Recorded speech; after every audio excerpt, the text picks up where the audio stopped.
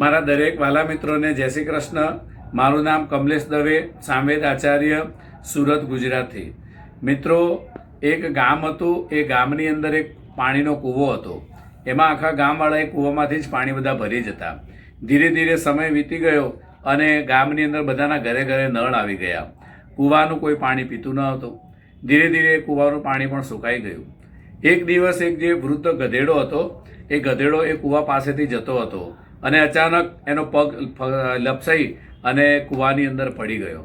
એ જોર જોરથી ચીસો પાડવા લાગ્યો, પણ ગધેડાનો અવાજ સાંભળી અને બધા ગામના જે લોકો હતા તે અમુક જણા ઘણા બધા દોડીને આવ્યા। આવીને જોયું તો અંદર ગધેડો પડેલો હતો, ચીસો જોર જોરથી પાડતો હતો। એ ગધાડાને હવે કઈ રીતે આપણે બચાવો? બધાએ યુક્તિ શોધી, પણ એ ગધાડાને કોઈ બચાવી નહીં શક્યું।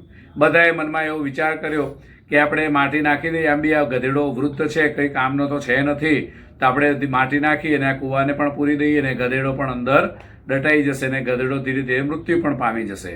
આવો બધા વિચાર કરી અને બધા ધીરે ધીરે માટી નાખવા લાગ્યા। તો ગધેડાની ઉપર જેમ માટી આવે તો ગધેડો આવી રીતે આમ ઉછળે અને માટી નીચે નાખે અને ઉપર આવે।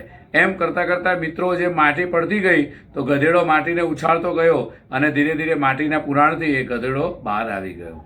તો આ કથા, આ વાર્તા ઉપરથી આપણે એવો બોધપાઠ લેવો જોઈએ કે જીવનની અંદર આપણે પહેલાં તો મન મજબૂત રાખવું જોઈએ, કારણ કે આ જીવનની અંદર ઘણીવાર સંકટો આવતા હોય છે, ઘણીવાર વિઘ્નો આવતા હોય છે મિત્રો।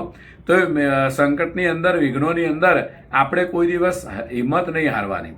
જે માટીરૂપી જે વિઘ્નો આપણા જીવનમાં થોડા થોડા સમય આવ્યા કરે, તો એ વિઘ્નોને સામે પણ, એ પરિસ્થિતિની સામે પણ આપણે લડીને અને જીવનની અંદર આગળ વધવું જોઈએ। મન તમારું મક્કમ હશે, મન તમારું મજબૂત હશે, તો જે ગમે તેવા પણ તમારા જીવનની અંદર સંકટો, વિઘ્નો આવશે, એ વિઘ્નો અને સંકટોને તમે પાર કરી અને જીવનમાં ખૂબ પ્રગતિ કરી શકશો।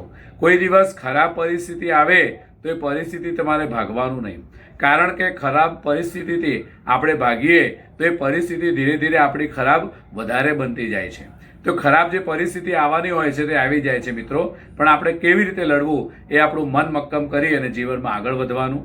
આ જેવો વિડીયો તમને સારો લાગે તો સબસ્ક્રાઈબ કરજો, શેર કરજો, કોમેન્ટ કરજો અને લાઈક કરજો। જય શ્રી કૃષ્ણ।